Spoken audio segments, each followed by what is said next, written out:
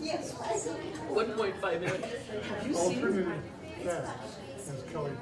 Okay, it being 6:30, I will call the meeting of the Oregon School District Board of Education to order on Monday, January 23rd, 2017. We are in the Netherwood Knoll Elementary cafeteria. Mrs. Wick, would you please call the roll? Ms. Feeney? Present. Mr. Uphoff? Present. Ms. Flanagan? Present. Mr. Raymond? Mr. Kraus? Yo. Ms. Mason? Yes. Mr. Zott? Present. Board has a quorum, and Mr. Raymond did notify me today that he has the crud and was a game time decision, and it looks like he's pulled the plug on the evening show, but he did want me to let you know that his absence was because of sickness.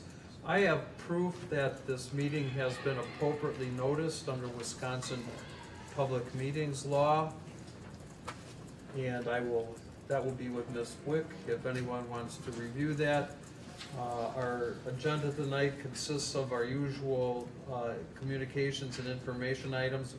We have two action items. One is an open enrollment spaces, and the second is school start date resolution. And then information item, a report from the state convention that some of us were at, and then an executive session afterwards in closed session for the board to continue under the superintendent's evaluation. I would need a motion to approve that agenda. So moved. Second? Second. All in favor signify by saying aye. Aye. Opposed? None. Motion carries by unanimous voice vote. Consent calendar, number A, is there any item on the consent calendar that any member of the board wishes to remove? I would note that on the consent calendar, we have three retirements.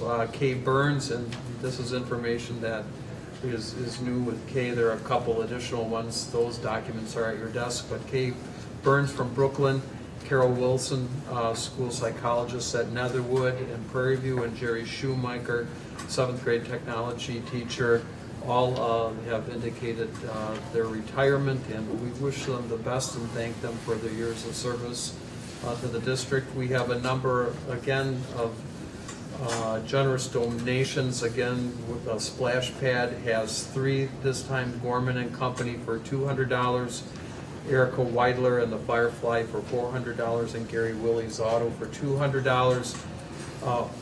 The Oregon Community Bank and Trust has donated $1,200 for a Panda ball pit. I don't know what that is. For Rome Corners? Yes. It is a special activity that our kids have been involved in at Camp Gray for years, and it's a ball. It involves a ball in a sand pit with about 2.5 to 3 foot wooden panels encompassing the pit. So we have that donation from Community Bank and Trust. Jason and Amy McGill have given a $200 donation to the OMS band.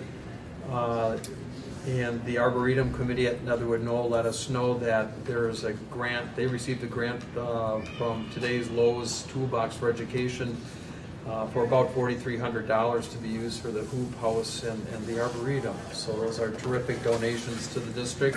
I would need a motion to approve the items on the consent calendar. Gwen makes the motion. I have a question. So I can't approve the minutes because I wasn't here. Is that- Okay, and what we'll do is we'll note, rather than Right. having pulled that you are going to abstain from that as part of your vote. I'll move approval of consent calendar. Second. Motion and a second. No contracts on this one, Jeannie, it doesn't appear. Is that correct? So we can do that by voice vote. All in favor signify by saying aye. Aye. Opposed, motion carries by unanimous voice vote. Moving on to agenda item B, communications from the public. The board, through policy 18004, has provided an opportunity for the public to address the board. Is there any member of the public who is here that wishes to address the board? Janie, is there anyone registered this evening? Is there any member of the community who wishes to address the board? Any member of the community who wishes to address the board? Seeing none, we'll move on to item E, OEA report. Anything to report, OEA? Does not look like it.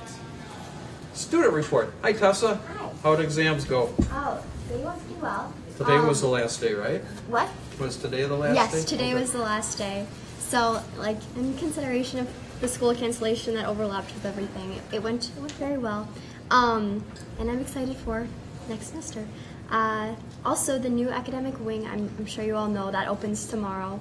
And so I think that's like English department. I don't know if math is included in that, but I know my journalistic class will be in there. So that's exciting. And also Wednesday, I'm eager to attend the Vision Steering Committee session in the morning. And updates for Student Council would be that I'm currently working on a development plan for our Let's Make a Difference week that's scheduled in late April. So Great. that's all I have. Got to look at the new area yet? Yes, it's so cool. I'm so happy with everything. It's awesome. Good. Students been able to go through yet? Yep. The English. I know all the English teachers had their classes tour when they had when the classes were in session. So, yeah. Great. Great. Board, we'll try to get you through the range of time when we can go see the finish. I know I run by there in the morning, and I've been watching them bring the furniture in and light up. It looks pretty cool. So we'll get a tour for the board. Thanks, Tessa. And we look forward to seeing you Wednesday morning. I think we start at 7:30, and we'll be at the district meeting room. Okay, right there. All right, that takes us to action items. Number D1, open enrollment spaces. And Brian, is that yours or Gina? Actually, I'm going to turn it over to Gina. Okay, Gina, the floor is yours. All right, I will start us off with Brian and Andy. Feel free to jump in. And by the way, board, we do have a revision Yes. at your table, which is also posted on. Yeah, so if you're looking, so everyone should have a new purple revised at their chair. So that's one I'll be working off of tonight. By state law, we are required at our meeting in January to set our spaces for open enrollment, which has always been a challenge because it's January. And so we do have an opportunity in June to add more spaces if we look at our numbers and they're changing, but we can't subtract space. So really what that forces us to do is to be a little bit more conservative in January because we can always add spaces in June, but we can't take spaces away. So I just wanted to make sure everybody understood the law. So whatever we decide tonight, then we have to stay in effect until our first meeting in June. All right, so I just want to make sure that that makes sense to everyone. So there's quite a bit of data in here, but the essence of it is that in Table 1 is what our administrative recommendation is for open enrollment. We have to designate space by each grade level and then also by special education program. So if you look at our numbers, what we are recommending is that we stay fairly open for 4-year-old kindergarten and for kindergarten. So 42 spaces in 4-year-old kindergarten, 22 spaces in kindergarten. We have 13 sections of kindergarten right now, so we are recommending that we keep those 13 sections of kindergarten. And as you might imagine, we get the most incoming students in 4K in kindergarten to our district, so we want to keep open as a district. But then if you look at our numbers for first, second, and third grade, is that we really try to follow the board guidelines of 22 students per section. And looking at our historical move-in and move-out data, we feel like we're really, most of our sections are at about 21 or 22 students. So we really weren't comfortable opening up any spaces in first, second, or third grade. Now, like I said, we can certainly change that in June if we talk with Katie and our registrations are down. But right now, we're just not comfortable to stay within the board guidelines to open up any spaces in those grades. But looking at fourth grade, we feel that we do have room for 11 students in fourth grade because then the board guideline jumps to 25 students per section. So that gives us a little more flexibility. We are recommending also 11 students at fifth grade and 12 students at sixth grade. And we're going to keep an eye on those numbers because if we do have those number of students open enroll, then we may have enough students to add a fifth grade teacher at Rome Corners. Okay, so the end result is K-12 is our numbers would not mean an increase in any staffing at this time, but we really want to watch the 5th and 6th grade numbers. Okay. So 11 students at 5th grade, 12 at 6th grade, 11 students at 7th grade, 12 at 8th grade, and then 50 students at the high school. So you can see we're pretty open at the high school level. We traditionally do not have a large number of students that open enroll with us at high school, but we like to stay open because we do have some K-8 private schools where kids do attend. In terms of, and you can see the rationale in the data there, and I'm happy to answer any questions about that. In terms of special education, we are also very tight right now in terms of our special education staffing levels. So what we're recommending at this phase is that we really only have room at 7th grade for students with disabilities. If we offered more spots than that, we would have to add staff.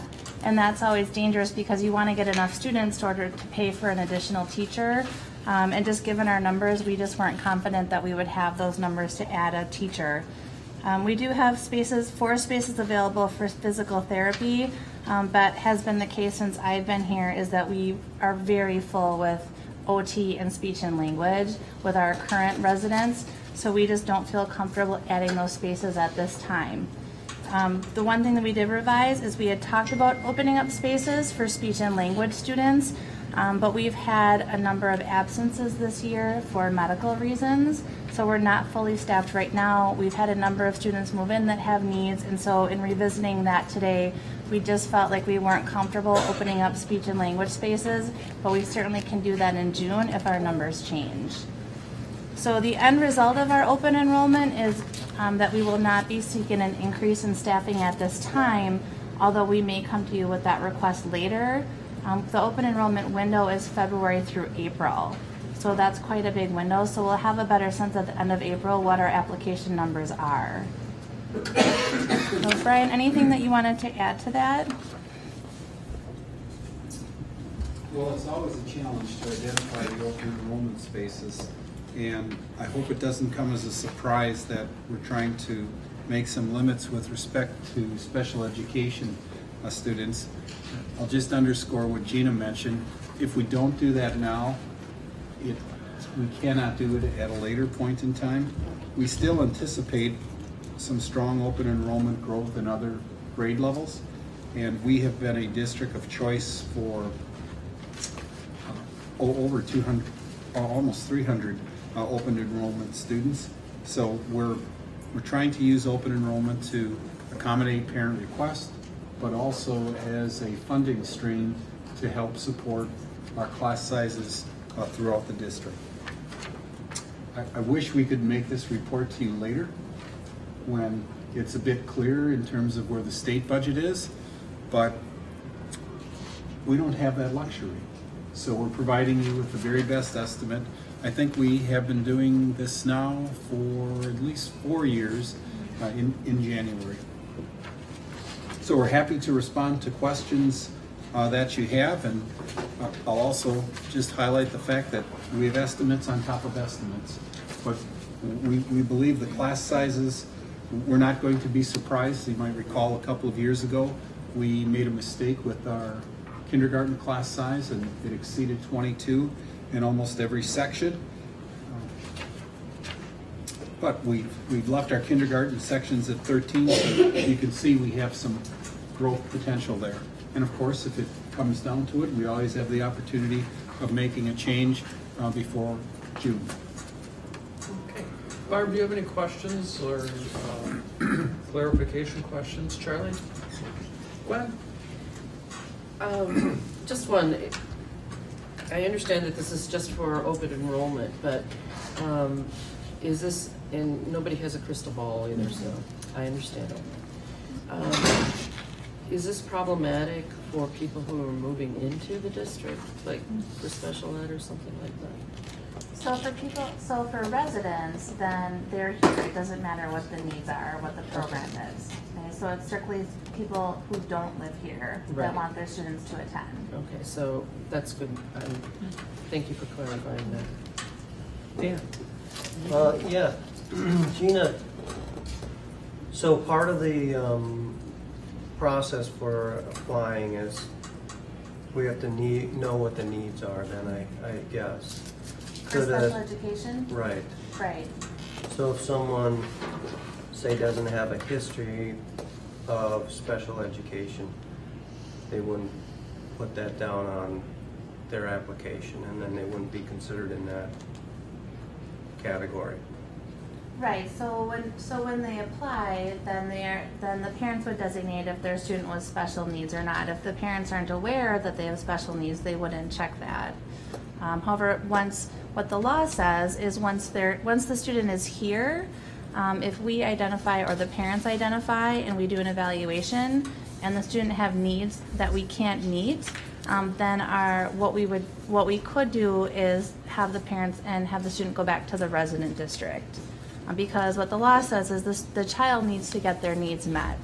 So if we're not able to meet those needs, then the resident district is required to meet them. Now, we always talk about that because we want to do what's best for the student, but that's our recourse under the law. Brian, do you know if these numbers are consistent with what we've got in the budget? Yes, they are. We've had, Gina and I didn't work alone on putting this together. Katie Heights, our registrar, Andy's been involved, Candace and Leslie. So we pulled all of the information together, pending our current budget estimates, plus what Katie and Andy have projected in terms of enrollment for next year. And they have a sophisticated process that looks back over 5 years on our open enrollment trends. And the amazing part is they've been quite accurate. So we anticipate the open enrollment trend to continue in the district. One last question. Given the history of how things have gone for our school district, do we expect all of these spots to fill, or? No, we've never had all of the spots filled. It depends on, it all comes down to the year. And I might have said this in previous years where some open enrollment parents will actually apply at 3 or 4 school districts. And it's almost, how far do they want to drive? Which community do they want to drive through as they're going to Madison to work? So there's a lot of flexibility. We will actually, Gina, just refresh my memory, it's May when we send out the confirmations in terms of availability, and then the parents will get back to us by, It's usually the second Monday in June. yes, whatever, the day after, it's usually the day after graduation. And then remember, the parents still have the right to change their mind all the way up till the school year or a couple of days into the school year as well. While that doesn't happen a lot, it can happen occasionally. Good. Yep. Okay. Krista, anything? I don't have any questions either, so, Charlie? Yeah, a quick question just occurred to me. Does the district have responsibility for transportation for open enrolled students? No, what we're allowed to do is, the resident district, we could transport if the resident district would say yes. I haven't had a resident district say yes yet, but what parents have the option of doing, and that's up to us, is that they can bring their student to an Oregon bus stop, and then they can get transportation on that bus. But it's not an additional cost to us because we're already running that bus route. Yeah. I move to approve the numbers of spaces available for open enrollment shown on table 1 of the most current purple sheet, and the special education information. Second. Okay, a motion and a second to approve the administrative recommendation regarding open enrollment space availability. Is there any discussion on that?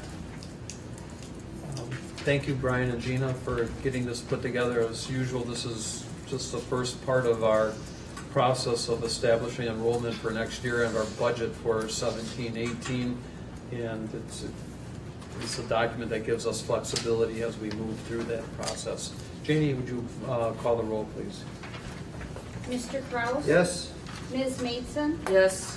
Ms. Feeney? Yes. Mr. Uphoff? Ms. Flanagan? Yes. Mr. Zak? Yes, motion carries by a 6-0 vote. Thank you.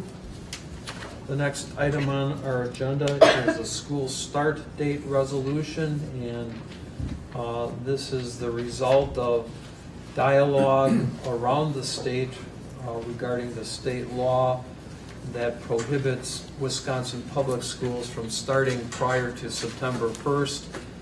We have had discussion over the years with Visioning Committee and with our other work on district papers about wanting some more flexibility on that. Gwen, I think there was a vote at WASB supporting the same sort of thing. Absolutely. And one of the things that has been requested across the state is that boards would adopt resolution supporting a flexible start date and repealing the September 1 mandate.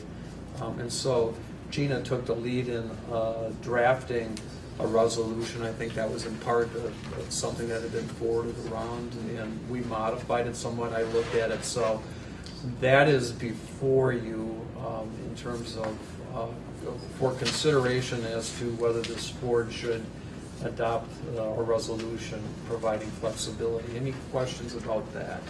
Krista? Okay. Barb? Charlie? I was struck in reading through this that, I guess I hadn't noticed this before, apparently that September 1st date requirement doesn't apply to voucher schools. And I thought, Imagine that. that's curious. No, it's not. It's pretty open.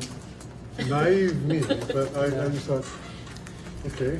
No, I think you're right. It's, and if I may add on to that, I mean, You want to editorialize things, yes. no. I mean, No, I think this is really no, bizarre. it is bizarre, and I'm here to tell you that we had lengthy discussions on several resolutions at the Assembly concerning voucher charter schools, and also on this particular resolution 17-03, commencement of school term, and we had a long discussion about the WASB is a Wisconsin area school board, supports legislation to allow pre-K through 8. We had a long discussion about allowing it, changing the word to pre-K through 12. And there's a long rationale which is all stated in here, and but the charter and a voucher thing was a really heavy topic this time around. And you're absolutely right about what's happening, and there were a lot of concerns brought up. Let me tell you. Good. I'm And, glad to hear that that's on the radar.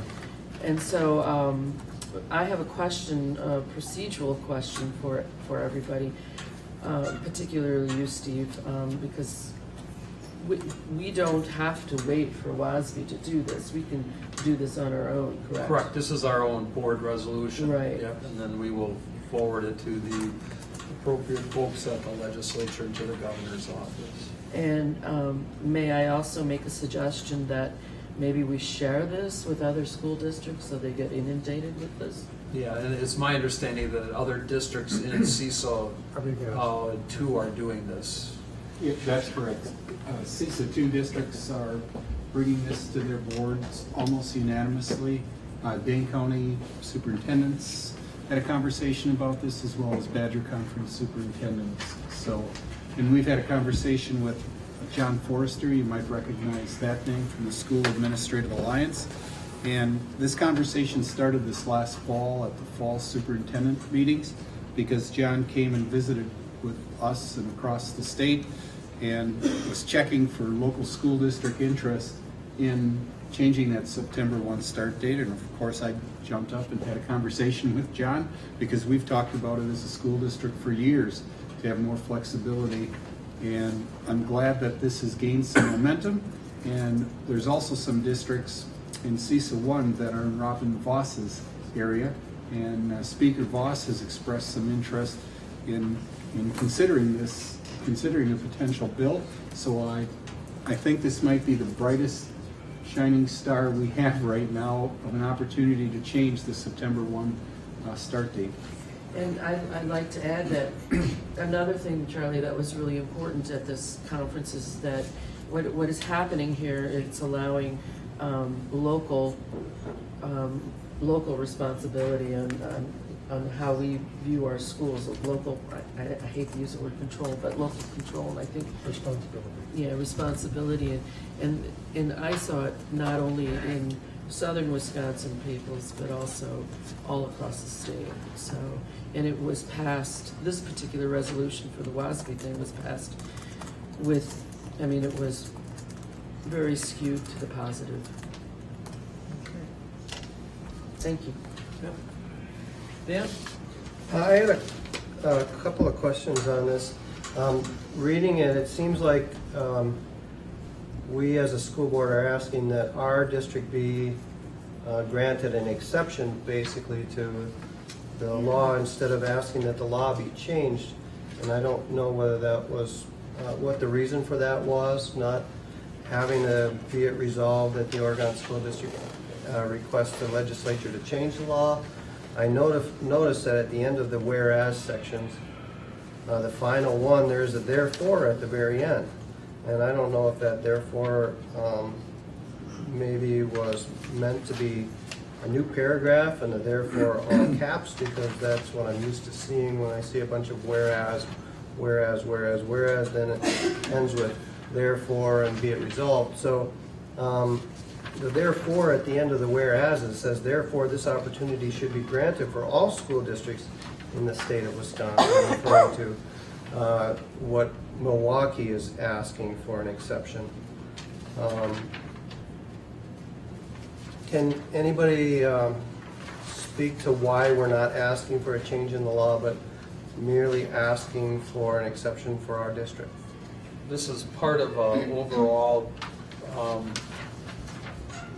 effort by local school districts to ask on their own behalf that they be granted this authority. And so the anticipation is that all the school districts will have that in conformity with the WASB recommendation and the WASDA recommendation for the school day law to be changed. Gina?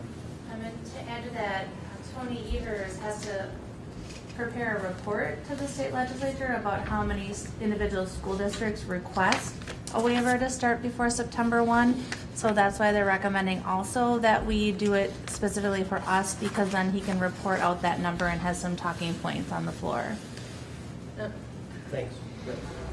And does this cover, though, it says, therefore, this opportunity should be granted for all school districts in the state of Wisconsin. Is that sort of a backdoor way of asking for it to be changed, or is it just? Well, the therefore relates strictly to that particular Okay. whereas clause that deals with the biennial budget related to Milwaukee Public School Districts, and the therefore says same thing applies to us. Okay. So 'Cause my understanding was that, you know, I thank you for bringing that up, because my understanding was that it was asking for the state rather than just individual. We're asking for waivers for everybody in the state, not necessarily changing the law. Right. Okay. Yeah. So we need to do two things here. One is this resolution to help move the other resolution along.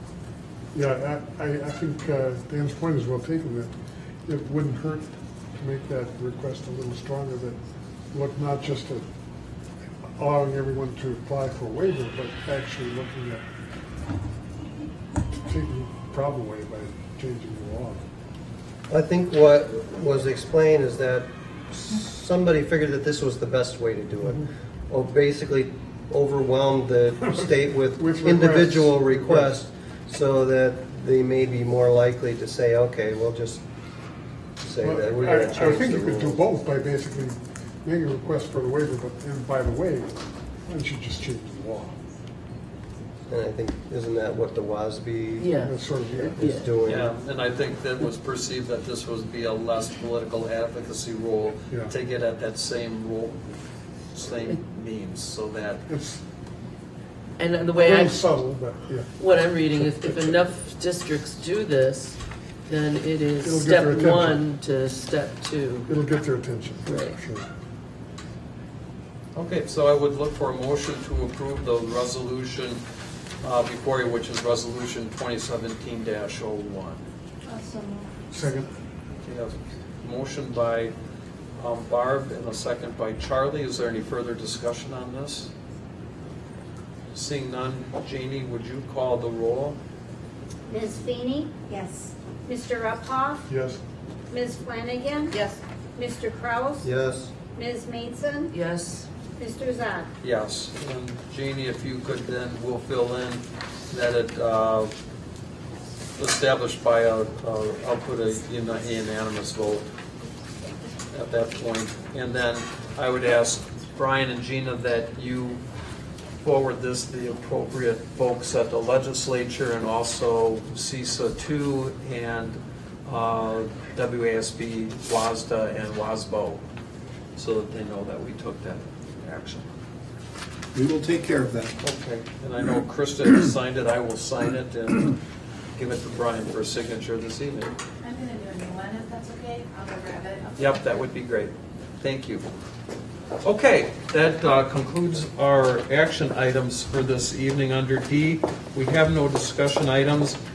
Informational items, we thought we would spend a few minutes talking about the WASB convention, which a number of us attended, and provide some feedback for that. And so I'll walk through that. Charlie, anything to add? Well, I really had a good time this year. I had a really good chance to make a number of connections with other school board members and some administrators.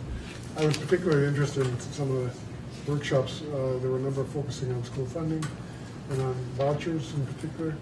And I shared with some of the people, I have a spreadsheet that I put together that's got information for all the school districts in Wisconsin showing the increase or decrease in enrollment from 14-15 to 15-16, showing the median household income, percentage of students on free and reduced lunch in each district, and also comparing the amount of state basic aid grants that are provided per student for every district, contrast with the amount that's guaranteed for every voucher student, K through 8, and in a number of cases, quite a few cases, the difference is more than $7,000 per student in terms of what's guaranteed for a private voucher school student versus what's available to a public school student, even if they live in the same community. And I think this really calls for a re-examination of the state aid formula, how that's applied. My understanding from talking to some of the people at the WASB convention is that there may be some opportunities. One of the staff people for one of the people in the Senate who's key, Senator Nygren, his staff person was there, and apparently they are at least open to looking at this. And I sort of put in the plug for seeing if there might be some opportunities to get involved in the commission or committee that's going to be put together to look at this issue. So. Suffice it to say, there was a lot of conversation about vouchers and voucher schools and funding at the conference, and not much of it favorable towards that. I think that would be a fair statement. Okay. Yeah. Okay, thanks, Charlie. Gwen? I was there from Tuesday evening all the way to Friday until the last keynote speaker, and I have to say thank you everyone for allowing me to spend so much time there. I was totally excited about so many things that came out of there. First, being a delegate at the WASB Assembly, I love watching that process, and it was all very well organized and very fluid and respectful. Some of the things that we not only discussed the school start, but also a lot of support for adding more money to the budget per student from $100 to $400. Also to add into state statute that there are multiple college and career readiness indicators, not just test scores. And so that opens up a whole different way of assessing students. Also, there was a lot of talk about the vouchers and the education savings account, which is something that our school board brought up. And that was, I think that was voted down, or not voted down, but we want to take. WASB's opposition to that Is was opposed approved. to it, yes, and the discussion was very educational. And what the ESAs are actually to extend public money from public schools to other, for educational choices, not just schools, but to funnel a broader set of educational expenses such as tuition, online programs, private schools, private tutoring, etc. And many of these, by the way, are already offered at the public education level. And there was concern about weapons in school. That was actually quite interesting because, you know, we had a long discussion about starter pistols and arrows in gym class, etc. But we all figured it out, and it turned out fine. So that was very interesting, and I have to say that I was very pleased to be a part of that. And then the three keynote speakers were David Horsanger, who wrote The Trust Edge. He actually comes from the business world, and he wrote a book about how building trust within an organization is paramount, and he uses clarity, compassion, character, commitment, competence, connection, contribution, and consistency. And of course, I immediately thought of our own school district, which, the 4 C's: character, competency, and culture, and community. And I just thought, I did buy his book, I did get it signed, and I'd like to study that further because I think that there are some things that we include in our 4 C's, but it might be down the road a discussion for actually bringing them more to the forefront. And it was all data driven, and also it was very interesting talk. And he's from our sister state of Minnesota, grew up on a farm, and it was very cool. The next one I was totally blown away by Liz Murray. She's the author of Breaking Point, a memoir of forgiveness, survival, and my journey from homelessness to Harvard. And what this was is a young girl whose parents were addicts, and through perseverance, and she said she wasn't the best of people initially, but she had an epiphany, and she decided to go back to school, and she got rejected from all the schools except for one, and the person who ran it became her mentor and pushed her, and she finished she had 2 credits at age 17 and finished high school in 2 years. Ended up writing an essay for the New York Times and won, and the rest is history. She is now working on a master's degree. She graduated 4 years from Harvard, and but the thing that I thought I came away was the forgiveness aspect. And and many of her insights were also some of the things that I know that we practiced at Oasis. So I felt really good that we were doing the same things that this other alternative in the Bronx was doing, and that we're on target in little old Oregon, Wisconsin, and that was really nice. I was a little puzzled. I heard some comments coming out of there. Well, that was different, and I think one of the different things about it is that she was very compassionate and very honest about her story, and I think sometimes we're afraid to hear those stories, and people were really moved by it.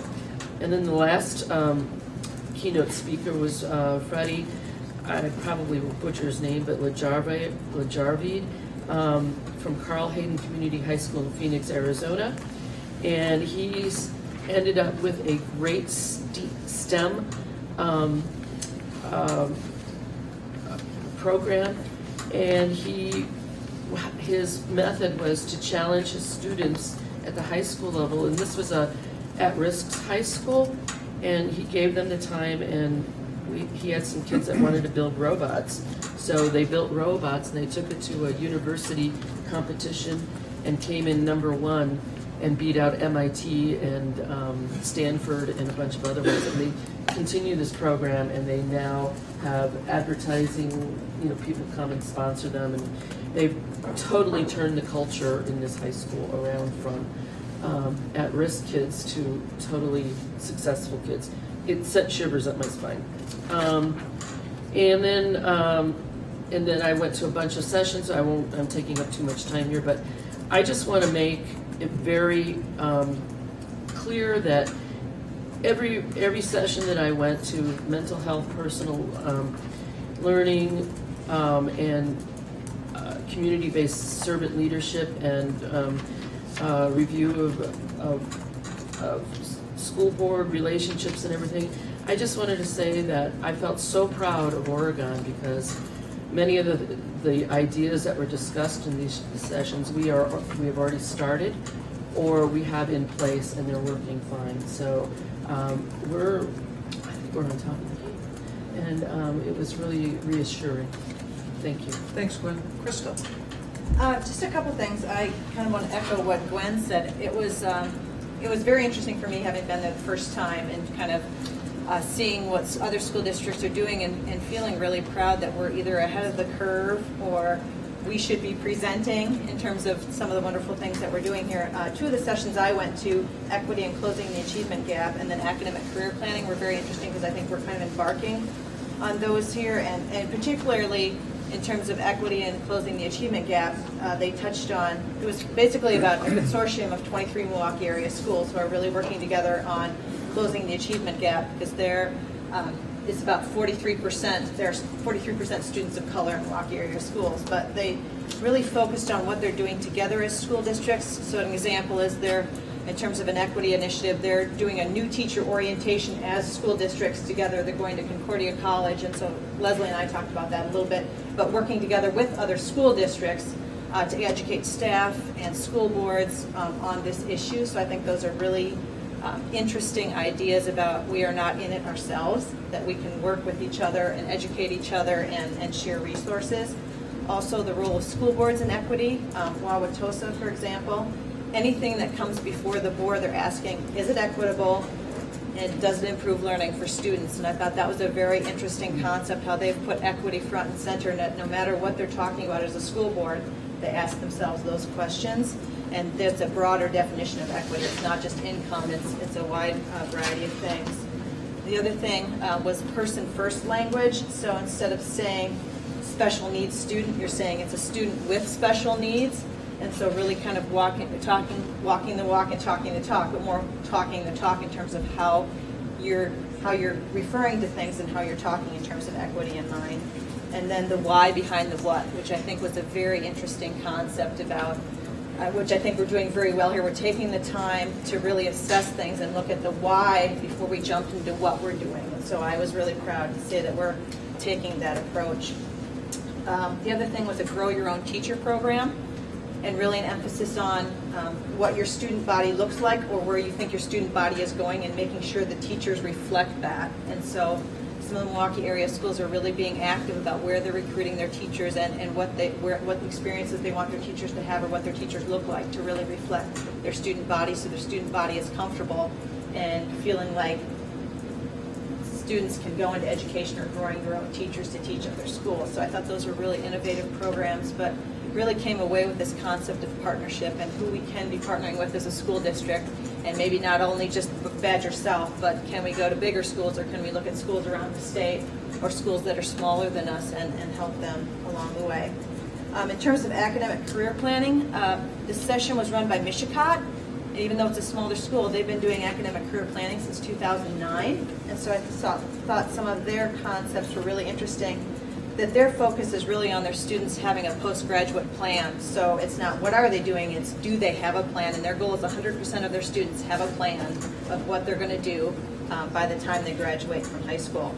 And then a couple things that our staff already knows, but I thought was really interesting in terms of the things that they've found since doing it since 2009. The two biggest indicators of success after high school are attendance record of freshmen, so our freshmen coming to school, And are they involved in 2 or more co-curricular activities? So I think if we look at measurements or driving success and what does success look for, like for our students, those are kind of some interesting indicators that another school district has found in terms of, do kids have a plan and what are they doing their freshman year that's going to drive them to success as they go through high school? So I thought those were kind of interesting things that I've pulled out from the conference. Great. Leslie, you were there. Do you have anything you want to share with us?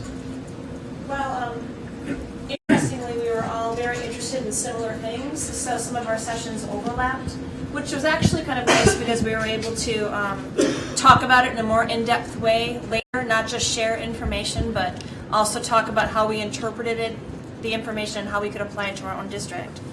And that would also go toward the one I attended on increasing the effectiveness of educator effectiveness. It was led by Katie Rainey, who heads the entire program for the Department of Public Instruction.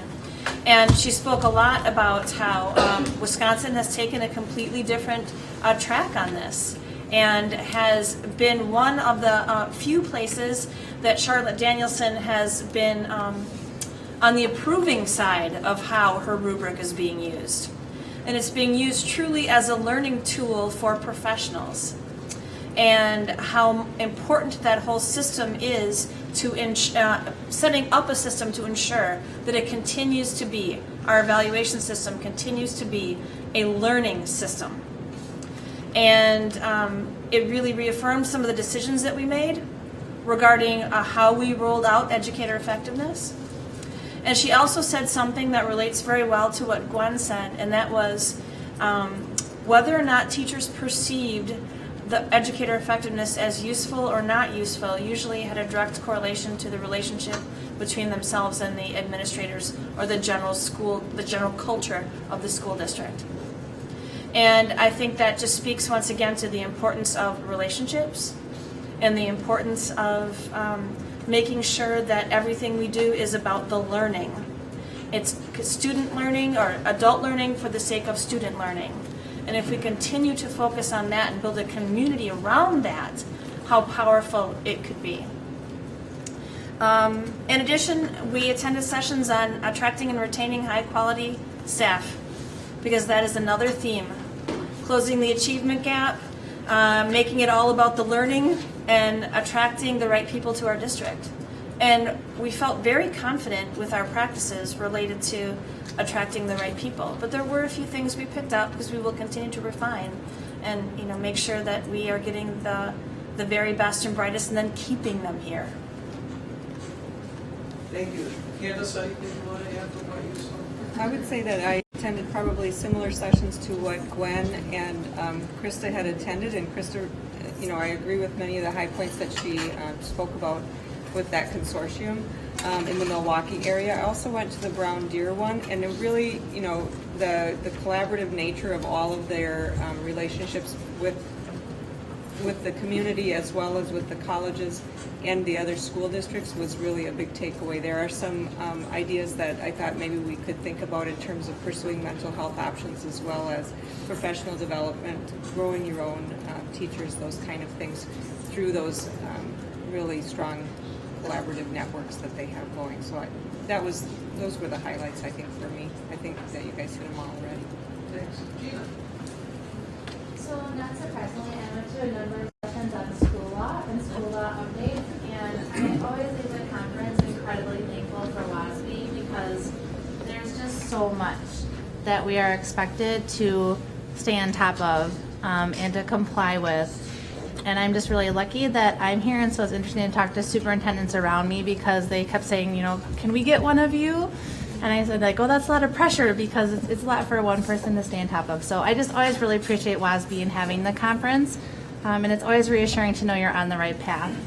I went to a great session with that Leslie was talking about with recruiting and retaining and then onboarding staff.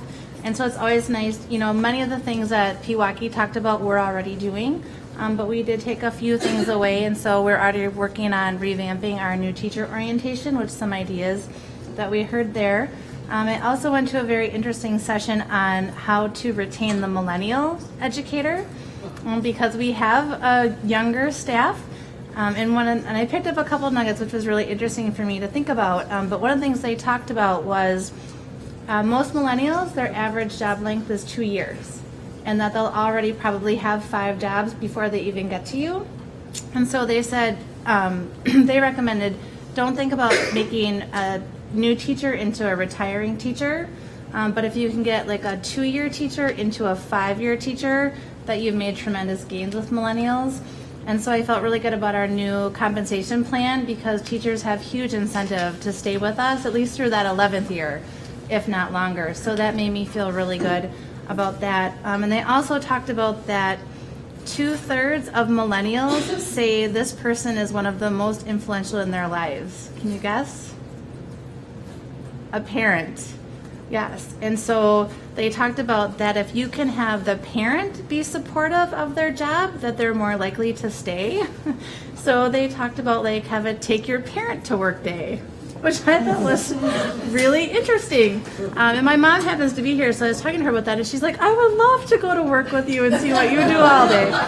So I thought I might be coming to you with that at some point. So that was really interesting to me that we are thinking about things in a whole new way because they said the baby boomers would have been horrified to bring their parents to work. So it's just interesting to me. So, you always come back with all these ideas, but I'm thankful to have colleagues to work with that are really, already talking about how do we put these ideas in place so it doesn't just stay on the shelf. You didn't mention pet insurance. Oh yeah, so they said the one thing they asked millennials that if they want that employers don't offer is pet insurance, but Andy already said no when we were leaving the session. They can go to So vet and get Sorry. it. Yeah. You had a question, Adina? No, I just want to make an additional comment. I went to a workshop on basically advocacy, talking about dealing with the legislator, and was really impressed. One of the school districts up in the Green Bay area, they have assigned every one of their school board members to a legislator,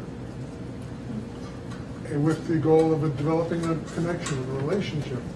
And they found that it's much more useful having a continuing relationship one-on-one rather than bringing in a delegation of people,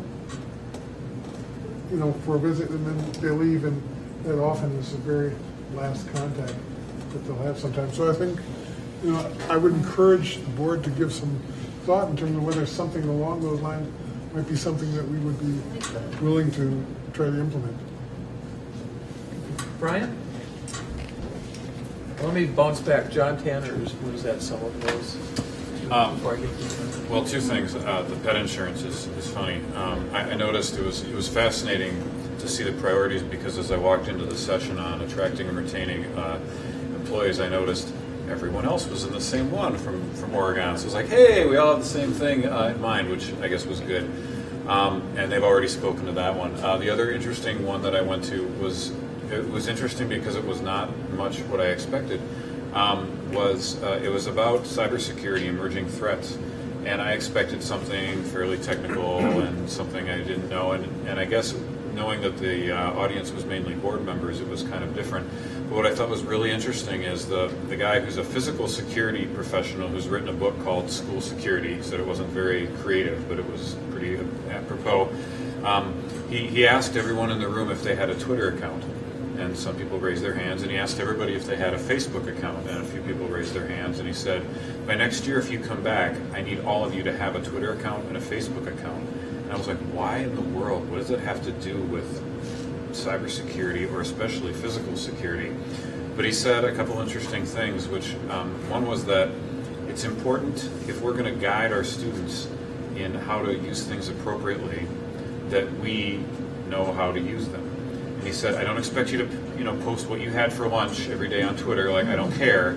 But he said it's kind of like swimming in a swimming pool. When we were kids, we would just jump on in. Now that we're adults, we're not exactly running and jumping in with our kids. We let the kids run and jump in. But if you're going to teach the kids how to swim and how to be safe, you got to get in the pool with them. And so he said we need to actually be involved in some social media to understand and to be able to give ourselves even a little credibility for how to be safe, because he said most of the security threats with sort of, cybersecurity based things happen through social engineering.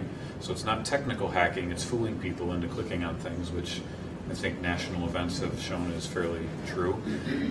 And then he said the other thing is that of something like 80% of violent incidents in school, someone knew about it before it happened, generally on social media.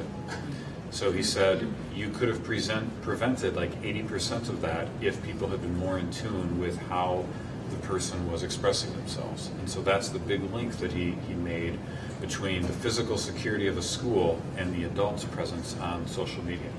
And he said Twitter and Facebook were the ones that you should be on. He also gave a list of 3 apps that he said if your kids are on it, they should definitely get off. And so that was kind of interesting. Yik Yak, Ask.fm, and Kick. So he said he actually sat down with all he has 4 children, and he said he sat down with all of them and said, "Are you on any of these?" And one of his kids said, "Yeah." And he said, let's just have you take those off right now. And sat there with them and had them do it. So it was interesting. So he had a perspective of a parent, but also as a security professional.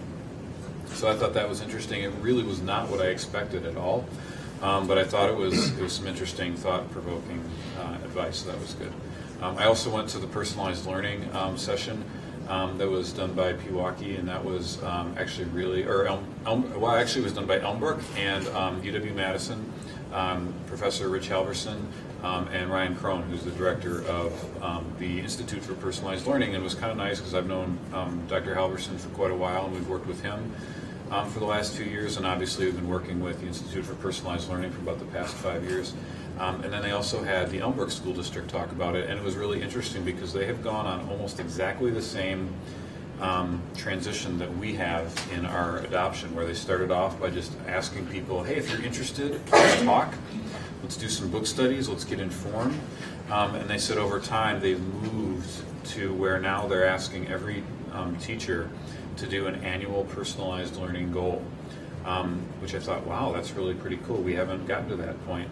But they also said that the challenge they have is that they're thinking of stopping calling it personalized learning, because unless people have a really good understanding of what specifically that means, it becomes this nebulous umbrella term that people try to characterize whatever they're doing as personalized learning. And that's the same challenge we have, is constantly looking at what we're doing and being very specific and deliberate and intentional about what we're doing by a set of established criteria, and not just thinking it means some fluffy thing that we can't really define, but to say, no, there are some very specific aspects of it and we need to be specific about what we're doing. So it was enlightening but also encouraging to see that other districts who are doing similar things and have the research basis of UW behind it are still encountering some of the same challenges that we are. So I learned a decent bit, but also got some encouragement from it as well.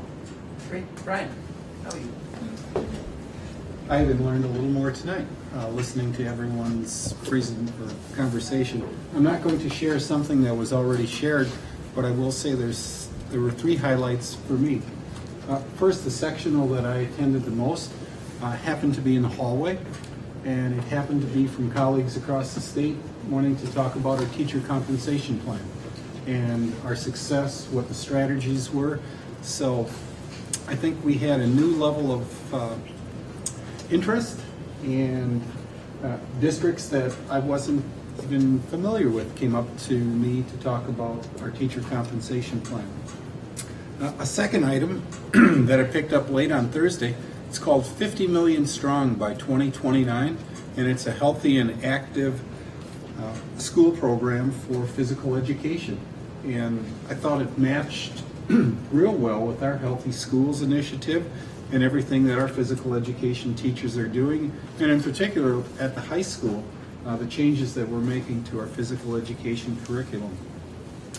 Item 3 was a presentation that the Chippewa Falls Area School District completed and was engaging stakeholders for continuous improvement.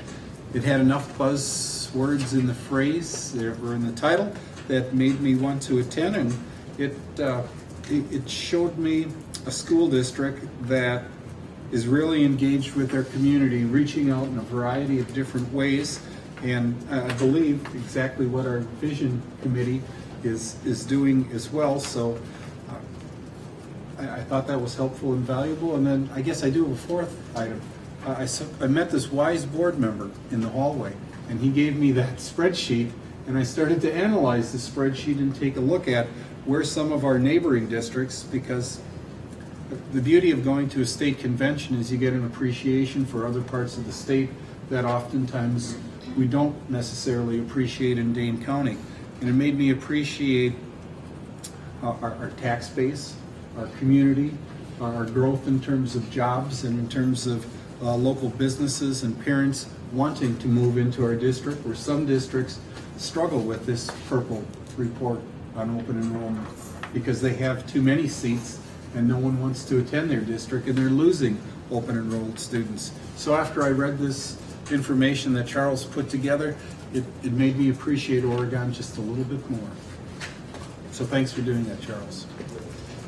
And thank you. I'd like to just thank the district for knowing that we go to this convention, that a number of us stay overnight and attend. I can assure you, those of us who were there worked hard. To me, this was the best conference in a number of years, and we were, I know Wednesday I went from 11 o'clock till it was done and talking at night, and same on Thursday and then Friday. So there were great sessions. So thank you to the district for letting us go and to see what happens around the state. It is amazing to compare ourselves and to find out what other districts are doing.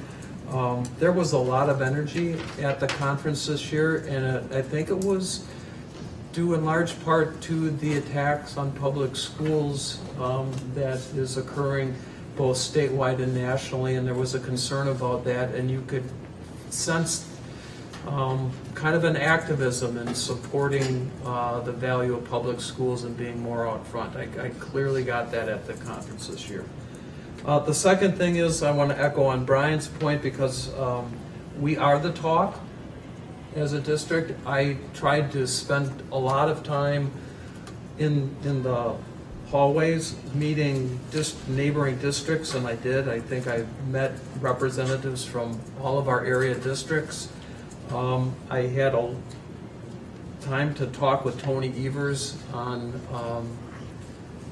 I think it was Thursday night. I talked with John Ashley of the WASB for about 20 minutes out in the hallway on Friday morning.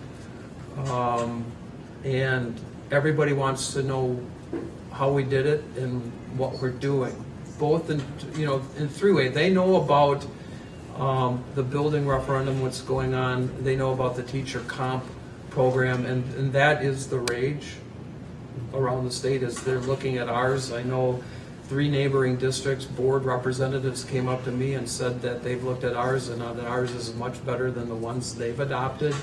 But they've also heard about our strategic plan and what we're doing with personalized learning in the broad sense, and know that we're a district on the go. And I got a lot of positive feedback. So, we have the financial ability here in this district to dream, which is not what's happening to districts around the state. And they're trying to survive, and I don't think we should ever lose sight of the fact that we're able to dream and move forward and be an example. And so I talked with Brian and with Leslie that next year we're going to submit 1 or 2 sectionals to present to talk about the Oregon story. So we've already got some ideas about what we're going to do in that regard.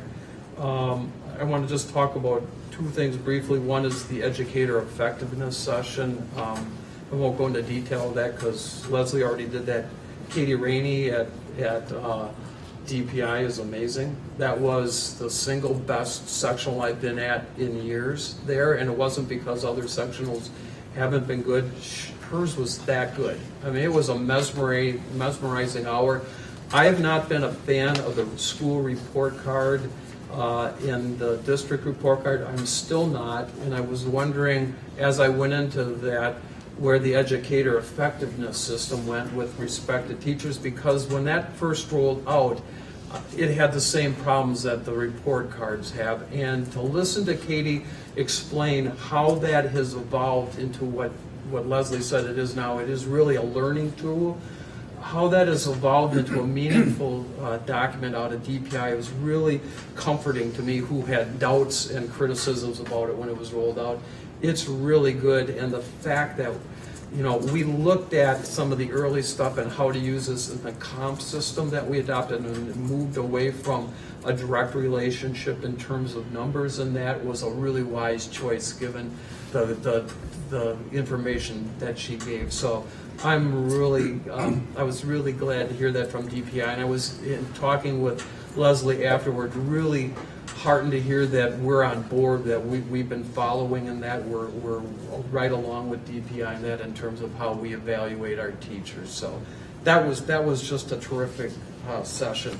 And then I'll share Gwen's enthusiasm for the keynote speakers. VOSB always does a great job of having 3 really high-quality, nationwide, respected speakers, and Liz Murray was just really good.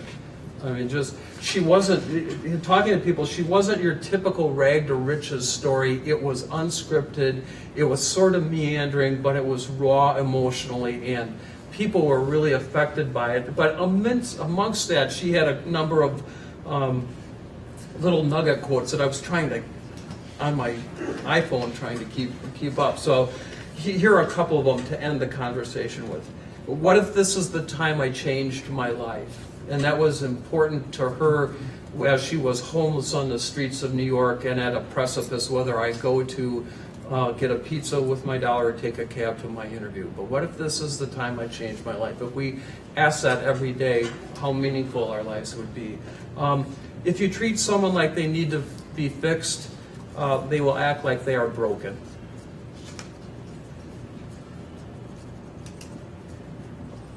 She said, you won't know what's possible until you do it. Kind of in her stead.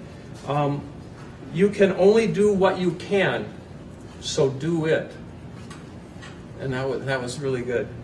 She was talking about, you don't have to have grand goals, you don't have to change the world, but you can do what you can do, so do it. And then, got to make sure I got all these. There were so many good ones. You never know when you're one step away from making a difference, so take it.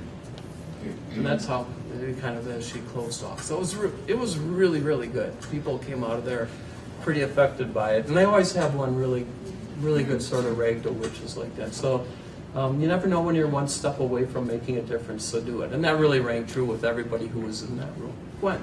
And I just would like to add to that if anybody wants to read any of these books by the keynote speakers, I have copies. Yeah. Great, thanks. So it was a terrific session. I think those of us who had the privilege of being there really took a lot out of it and will form our. I know Leslie and I were talking about the educator effectiveness. You and I talked a lot about moving some of the marketing stuff and the communication piece and how we do that. So we'll be hearing more of those nuggets as we go away. So, okay, Charlie. You reminded me of something, that some of those quotes and sayings that sometimes catch your attention really seem to sum up something, and sometimes really very short things really capture a lot. One of the speakers said something I hadn't really thought of in that context before: no deposit, no return. And I thought, that really sums up a lot in terms of what the expectations are, in terms of what's required if you want to get something back out of the investment. Okay, that wraps up our conversation on the WASB State Convention. Brian, the superintendent's report. I have a few short items tonight. First, Oregon Rotary is going to be sponsoring up to 4 students for Girls and Boys Badger State in the summer of 2017. And the last few years, this has become somewhat dormant, but it has a little new life, and it's a great experience for our young people. Secondly, today we actually opened the second story, the new 2-story academic wing at Oregon High School. I swung by a little after 10 o'clock not all the classes, not all the teachers were there, but a few classrooms were being used, and some of our students finished their final exams in the new two-story academic wing. I would say every student that I talked to was really excited. And the teachers I spoke to were excited as well, and they are looking forward to using this new space. And it is just so different from our current space. Unfortunately, it will make the ceilings seem smaller in our existing space, but it's beautiful new space, and the furniture that our staff have selected has a real personalized learning feel to it. John and I had an opportunity to visit for a little bit. He was over at the high school, and we will get you through for a tour, and you will be just as excited as our students and staff were. Tomorrow we have a large group meeting with the National Equity Group, and that's our 60-plus group. That Leslie, this will be our third meeting this school year, so that will be in the afternoon. Coming up this Friday, a group of parents has reached out to me on conducting some fundraising on what they have coined One Oregon for our new gymnasium. They have some ideas of, I'll say, giving our gymnasium an Oregon feel to it, and the beauty is they're planning on doing this 100% through fundraising. So as I gather more information, I will pass that along to the board. Steve asked me before the meeting where we were at on our student population and growth task force, and I am pleased to report that we are 60% filled. So I'm hoping to get the rest of that completed by the end of the week. I had a few invitations and requests out to individuals, and today doesn't seem like Monday after we were gone for a portion of last week. So I hope to have that wrapped up by the end of the week. I learned from Jacob that he and David earned 4th place on their Channel 47 message for teens. So congratulations for that. It was a great learning experience for them, and I'm guessing that will not be the last time the two of you participate in some film production. I didn't share, but I will include in this week's update to you the Oregon High School Academic and Career Planning Guide for 2017-18. You'll notice this will have a bit of an ACP Board Policy 411 look to it, and Jim and his staff did a terrific job with this, so I want to pass this on for you to take a look at. And then the last item, Steve mentioned it, our Dream Big activity that the administrators have been working on as an assignment from the Visioning Committee. We're going to report, and we have just under a dozen pages worth of information that our school leadership teams have gathered around 3 major questions. Number 1, what does educational research indicate about school start times, in particular for high school age students? What are your thoughts regarding the best scenario for Oregon school start, or day start and end times? And in what ways do our current start and end times support or hinder our value on the whole child? And then lastly, in what ways do our current start and end times support or hinder our ability to create an equitable environment? So we have information that we have put together for the Visioning Committee. Janie has pulled it over electronically, but if any Vision Committee members want a copy without having to print it out, I believe Janie has them tonight, and they are on, to my eye, bright yellow paper, so you can't misplace it. And that's scheduled for this Wednesday. Wednesday at 7:30 At 7:30. at the district office meeting room, so all board members are welcome to attend. It's posted so that all of us can attend. So that concludes my report, unless there's any questions. Future agenda, Janie passed out the February 13th agenda. I know there's an environmental task force on discussion items. Dan, I think that's going to go to Visioning first, is the plan. So, Yeah, I don't think we're gonna have anything by that time. Yeah, so, that'll go there. And then we've got the budget plan, and then the information item, the beginning conversation on the Oh, no, that's an information item just on the 17-19 state budget. Yeah, we're not exactly sure how much is going to be Yeah. out there, but to whatever extent we have information, and this is a couple of weeks, this meeting's a couple of weeks out, so if you have something, I've got a couple ideas, maybe we can do like a work session on a couple of things. Anybody have any other thing that you'd want on the agenda for the 13th? There could be something from the Policy? Okay, so Janie, if you would make note that that's a potential action item, and we'll work on that as we go through. Anything else? Okay, checkout. Before we go into executive session, Barb, anything from you? Okay, Charlie? Good. Gwen? Dan? Yeah, I just, on the environmental task force, and not a report, but we're having another meeting on this Wednesday, just so that everybody knows. I CC'd all the board members on that fact, and we've got a draft of the paper. Sort We of wanna- a draft. A draft of a draft. It's a very rough Very draft that we're trying to put together. But along with the environmental task force, I wanted to make a comment on some social events that have a lot to do with education and specifically not so much our school district, but one thing that our school district has stated that we find important is environmental education and environmental action.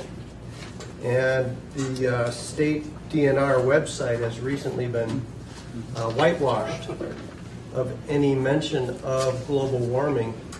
And this is an unfortunate propaganda that's being really propagated by our state. And I think it's embarrassing that our state government is pushing us backwards in this area, as it is pushing us backwards in many educational areas, including educational funding. Unfortunately, now it looks like we have a federal government that is doing very close to the same thing, having within 15 minutes of the new president's swearing in, removed any mention of global warming from the White House website as well. So it's just some concerns that I have. I'm hoping that it's not as bad as people are thinking it may be.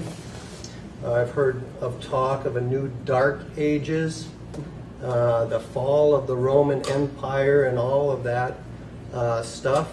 Hopefully we're all a little bit smarter than we were 1,000 years ago. But after certain events, I'm not really sure whether we are. So I know that in this district, we are. And if the empire crumbles around us, I hope that we can keep our heads and teach our students to keep their heads and keep our district as a beacon, as an island in a sea of nonsense. Because when we're talking about alternative facts, when we're removing all mention of global warming from the Department of Natural Resources for our state, this is not governing by science. It's not governing by facts. And it's something that we really have to keep in mind as a governing body, that we need to keep our heads, because our institution, the school board, has said that we govern by facts and that we govern by science. And let's just be proud of that fact when others who are at higher levels than us are forgetting. That's all. Anything on checkout, Krista? No. And I don't either. The board will be moving to the Fishbowl Conference room. We'll move to go into closed session. At that time, we're going to spend about an hour, if that, working on our superintendent's evaluation. We will not be returning to open session, so we'll make the motion to go into closed session there. So we're done in this room, and we won't be coming to open session, and we'll adjourn while we're in closed session. I'll take those notes. So we are recessed for the public portion of this, and board members, if you could proceed post haste to the fishbowl, we can get started with our next activity.